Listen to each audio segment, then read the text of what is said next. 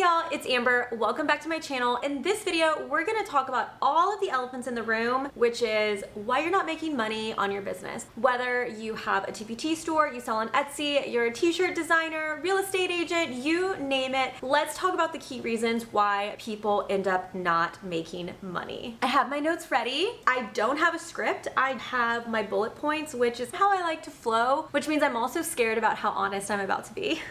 I have similar videos that I'll link right here and down below. Before you click to those, let's dive into this one. The first reason why you're not making money in your business has to do with personal accountability, and it's that you're not holding yourself accountable. I'm sure that you're working very hard. What I'm talking about is we can be working on the wrong things, which I'll talk about later, or we're working on something all the time and not pressing the gas to the point that we don't have a due date to hold ourselves accountable. Your goal setting is weak. Just like we teach our students to create SMART goals, you should have a time frame and when you want to achieve a goal. For example, I have budgeting and finance goals and how much money I want to save every year. And I have to map out how much money I want to save by the end of the year and how much money I should be saving each month in order to get there. That's a small non-business example. However, it's to show you that if we don't break out sub goals, we won't have the end goal in mind and we won't actually achieve it. I talk to teachers about this all the time when I'm working with them in the academy. You can change your due dates if you need to down the line. However, if you don't force yourself to put a date on something, then that something will never happen. It goes back to sacrifices take sacrifices. And I want to be clear, I'm not glorifying hustle culture. I'm not saying you have to work nonstop in order for it to happen. However, I talk a lot about setting realistic goals based on your personal life, your professional life, and your entrepreneur goals. With that, you should be able to say, okay, if I want to create a new product X, or if I want to create some new opt-ins, you need to set a date by when you want to do that by. Otherwise, you're gonna open your laptop and you may scroll and do some other things, or you may keep pushing that off because you have all month, because you haven't broken it apart into sub goals with dates to get you there. I would love for you to write down one big goal that you have that you would like to accomplish in the next 2 months, not even 1 month, I'm giving you 2 months. And I would love for you to create sub goals to get there and share what that is in the comments below. The next reason you're not making any money is that you're spending too much time on business tasks that actually don't drive revenue. Now, it can be so easy to say, but if I do this long term, then this might make money. Totally understand. There are certain things that I do on the back end that I know is not gonna make me immediate money, but I know it contributes to the overall goal. How we spend our energy when thinking about that for our business, that's where the percentages need to shift in order for you to make sure you're doing more of the things that's going to drive money. For example, I'm sure you hear me talk about this all the time. I found out through talking to my audience that people find me more often lately through YouTube. Although Google AdSense is not raking in, it is contributing to higher ticket items. That is how this supports the other long-term vision. Also, opening my email and getting swallowed in email responses or getting swallowed in certain things because I haven't leveraged tech to help me automate, that is business tasks. So it could be things like the content you're producing is one way that we can think about it. And the second is you're getting stuck in all of these little pieces of your business where tech can help automate. I have a video and a blog post I'll show you right here and I'll link it down below, all about using automations and different systems in order to help you go further in your business and let the tech do that menial task for you, so then you can actually focus on the bigger strategy and like create the product and create the thing that's going to drive more people to want to purchase from you. The next reason why you're not making money in your business, and it kind of goes with the next one, is you're not looking at your analytics. If you watch any of my Plan With Me videos, then you know the first thing I do is I look at my analytics and I look to see what performed well, why didn't it perform well. It's also important for you to stop what's not performing well and fix it, because otherwise you're going to keep doing it. Then we create this woe is me mentality. Well, the analytics is telling you it's not working and you're still doing it, right? Sorry, that was super aggressive. Sometimes we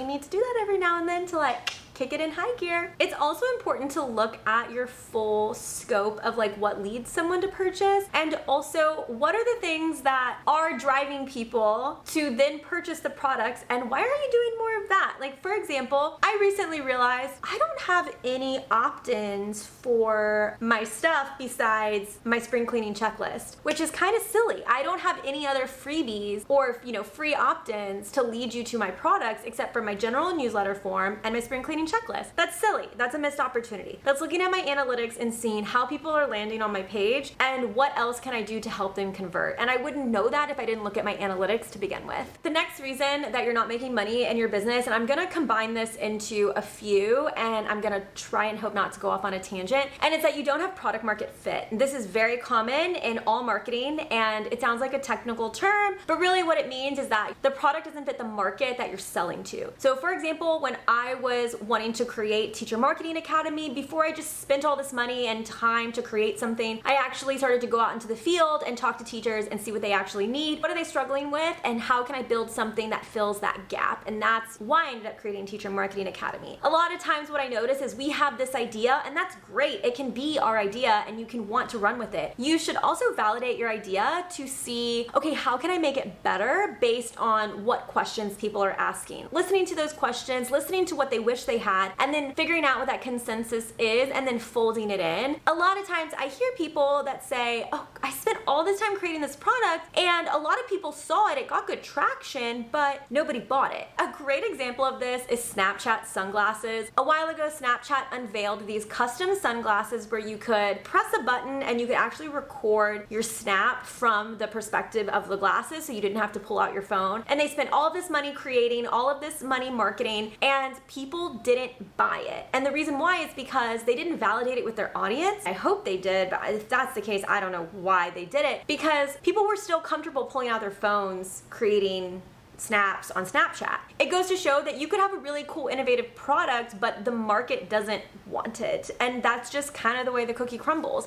This is something that many companies talk about all the time, is product market fit when making sure that you're creating something, because you're messaging about your product, whatever it is, however big or small it is, it's talking to that specific audience. A good example of this is classroom decor. So many people create classroom decor. What separates yours from the competition? And are you just creating those pieces because you see other creators creating those pieces? Which, I hear you, certain things are replicable. What is something unique that teachers want that you can add into it that also gives its unique flavor? And this also goes to the next reason why you're not making money in your business, and it's that, and this happens, your product's just not that good. That can really sting to hear. It's important to constantly analyze our products and decide how can we make them better to fit the needs of the market. Look at your product, and I really encourage you to look at it ruthlessly and ask yourself, like, would somebody want to spend their money on this? Is this something that actually provides value? It can feel really hard to spend tons of hours of time, energy, resources, money creating a product, and then someone to give you a ton of feedback, and you think, oh my gosh, now the product can't get uploaded. Now I have to edit all these things. You know what? I'm not gonna listen to that feedback, and I'm just gonna upload it, because you're trying to plug and chug content. Whatever content it is, doesn't have to be a TPT product. It can be anything. I think that's where, and I was just talking to someone about this at my day job, is it's important that when we're working on any project, anything, you source feedback early on before it gets to final. So what I like to do is when I'm creating something, I mock it up and I have the goals and the outline, and then I try to validate that with a bunch of other people. Only then do I actually start to build it out without design. And then I start to build it out, and then I get feedback again, and then it's ready for design, and then minor tweaks and out the door. This is so, and I love this term, people don't seagull on all of your work. In this section, we talked about product market fit, your products not that good, and it's okay. We've all created some, not so great products. I have created something and archived it until I was able to update it, or I just archived it entirely because I'm like, there's no reviving for this one. The next reason why people are not purchasing from you, saying that just sounds so harsh, but I told you, we were calling out all of the elephants in the room because it's important for us to assess this in our business. And it's that you don't have a compelling enough unique advantage. People can buy from anywhere, anything, and nowadays not everything is 100% unique. It's our job as storytellers and marketers to figure out what is our unique advantage for our product, fold that into the product, and then market it to the audience. Keep in mind, the average buyer compares your product to about 12 to 14 other competitors before they purchase your product. So why should they purchase from you? An example I like to use all the time is that there's Dunkin' and there's Starbucks. They're both coffee. They both do insanely well. However, some people lean towards one to the other. It could be taste, it could be ambiance, it could just be the brand personality. There's so many different reasons, and I encourage you to think about the reasons why you do certain things like that and then bring it back into the mindset of your own business. Okay, how can I do that for myself? I'm keeping it super real in this video, and I'm not saying you're doing all of these things. What I'm trying to do is open our eyes into, okay, how can we really go through our work with a fine-tooth comb? It doesn't mean you're gonna fix or change all of these things today, tomorrow, or even in the same year. However, giving yourself opportunity to have mindful, productive, constructive thinking is going to help your overall business. Try not to get caught up in the hamster wheel of needing to have hundreds of products in your store in order to feel like it's successful. Because if those 100 products are not of quality, they don't have a unique value proposition, and you're just trying to plug and chug to fill out your store, and it doesn't look like a representation of the quality that you create, I would rather you have 10 really good products that sell and sell those really well. In my Teachers Pay Teachers store that I created in like 2013, I do have quite a few products, but it took me years to get to that point, and I definitely should have probably created more. It just goes to show that it's like, unless it's going to be quality, I'm not going to create it. We all have room to grow. Nobody's perfect. I'm not perfect. I definitely have a huge list of things that I want to improve upon in my teacher marketing realm as well as my TPT, and that's all about holding myself accountable and setting realistic goals to get there. The next reason why you're not making enough money is because you're not tracking your income and expenses, and this can be so scary for some people. It's taken me a long time to get comfortable with budgeting and making myself a budget and really trying to stick to it, and I don't always succeed every single month. However, being more conscious and aware of what I'm spending on in terms of tech, how much money is coming in that month, that also fuels my drive for holding myself accountable in the dollar amount that I want to bring in, right? And so it all comes together, full picture. At the most basic level, what you can do is create a list today that's all of the money that you spend on your business and how much it is monthly and how much it is annually, and really see, okay, this is how much money it costs me at a bare minimum to run my business. Seeing that also helps you analyze, do I need this tech? Can I streamline this in some way? For example, for me, in all of my business, I use Kajabi because it is your website, your landing pages, your funnels, your email marketing, your blog, your podcast, your courses, your quizzes, your certificates. It's literally everything in a box for one price, and I don't have to worry about all of the tech requirements. For me, I love having all of the tech that talks to each other. I'm down to pay this one price and not have to pay this for this and that for that and tit for tat with all of these different tools. It's just one. People have different business personalities. This one's mine, and it is a clean cut number to be able to support my business. The next reason why you're not making money in your business is that you're not charging for profit, and you need to actually charge more. Don't skimp on this. A lot of times what I notice is teachers end up lowering their pricing to $1, $2, and they don't raise the prices even though the quality of the work is so great, because they want to compete and, oh, but if mine is cheaper, they'll buy mine and not this influential seller. Well, actually, and I wish I had this psychology term in my brain, but I don't, because I didn't script out this YouTube video like I don't any of my videos. Actually, when you charge more for something, people assume that the product is of higher quality. And I wish there's a term for this. When you have something that is a lot, like quality-wise, and it's really cheap, people start to actually question the quality of the work provided, because it starts to feel too much like a bargain and more just like a, what's wrong here, you know? So for example, I have Teacher Marketing Academy, which comes with a course, which is 8 vaults of different types of content as well as coaching. And I bring it together, and it is a deal for $500 when you think about what my hourly rate normally is based on my years of experience in ed tech marketing. I felt confident charging that number right out the gate, and because I feel like it is a true bargain. Now, where I have learned and failed is right now Teacher Marketing Society is really cheap. It's $12 a month, and I'm considering raising the price at the end of the year, because when I think about my time and how much time I'm spending on it, the juice isn't worth the squeeze when it comes to my time and effort for that community. Though I love it so much, I need to make sure I'm getting fair pricing on my time. I'm sharing this with you because I want you to think about this with your own pricing. It can be easy to want to say, I'm just gonna create a teacher drive for $10 and put it in there, and then I'm gonna compete with all these other teacher drives because it's gonna drive money. That's a get not rich but just have money in your pocket scheme, which I should actually probably create a video about because those feel illegal. I'm pretty sure I went on a rant All that to say, make sure you price your products accordingly, and you won't know unless you test. If you're providing value in all of your resources, then it should feel like a bargain regardless. The next reason why you're not making money in your business is that you actually don't know what's working and what's not working. The smartest marketers in the room are the ones that know the power of testing, testing, testing. And I always say every month, try to pick up a new test, bring that into your fold, and figure out if it works and kick out something that doesn't. You also want to make sure that you are asking people certain questions. I said this, and I've said this many times, I like to ask people, how did you hear about me? So I know what channel actually drives the most. Of course, I'm looking at my analytics and all of that fun stuff, and also knowing through word of mouth, because a lot of times it's not last click attribution. I'd love to know like the first point of contact. So the last reason why you're not making any money is that you're not focusing on lead generation and new sales. And this is where marketing comes in. And I swear, I think I saw a video the other day that said, you can make money without marketing. And in my head, I was like, I bet they're doing SEO. Guess what search engine optimization is? It's marketing. It's marketing. Guess what titling your thumbnails and descriptions are?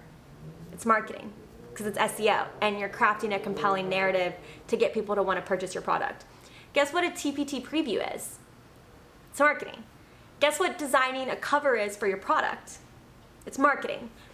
A lot of times I see, and I just call it out like it is, people want to create certain clickbait things, and I feel like that can steer the community in such a weird way. And I try to be careful of, although my titles may say something, I call it out right in the beginning. This is what you're learning. And give me feedback on that, right? Like, feel free to call me out on something nicely. Because at the end of the day, it's like, I want to paint a realistic picture. Marketing is so many aspects of your business, and it's important to figure out what is productive for your business and what's going to drive revenue, and stop what isn't, which I know you hear me say this all the time, but it's so true. For instance, I love blogging, and I think blogging is so important. Thankfully, I have blogged so much early on in my career that my blog gets really high traffic. I have companies reach out to me that pay me to host articles on my website. I am very grateful for that. Because I have that engine running with high SEO content built from years ago, I can now take my time and focus on YouTube and not post as consistently on YouTube and not post as consistently on the blog as I would like. However, I should still post often on the blog, but I'm shifting some of that energy into what I'm using for YouTube, because I'm trying to figure out which channels of mine are bringing in new sales and making sure I'm focusing on that. And so I've learned it's the consistency right now, at least, of consistently on social media, my newsletter, and YouTube, which, if you've heard me talk about any of my other videos before, I always say you should have at least one social media channel, an email marketing system, as well as one platform that you're indexing on Google, which for me right now is YouTube. It's amazing to create new products. However, you also need to make sure you put them out into the world. And it goes in reverse as well. You can constantly market, but if you're also not creating new products, then you're not growing your potential revenue with repeat buyers. I hope this video was really insightful and it prompted you to think a little differently about different things that you're doing in your business. And it's okay if you're making some of these mistakes. I want to be very clear. I make some of these mistakes, and that's fine. That's being human, and that's the realities of life. So I want you to know that anytime I make videos like this, mistakes you're making, this and that, right? Like, I know they click, I know people watch them, and I know it actually provides value. And I want you to know I make these mistakes, and I'm human, and everybody makes these mistakes. And don't ever feel like you're getting singled out in something, because like the whole point of this is that we're getting like this marketing professional development on YouTube, and then you're able to run with it in the way that makes sense for your business. If you ever feel alone and you're just like, dang, I wish I didn't have to just work on my TPT business by myself,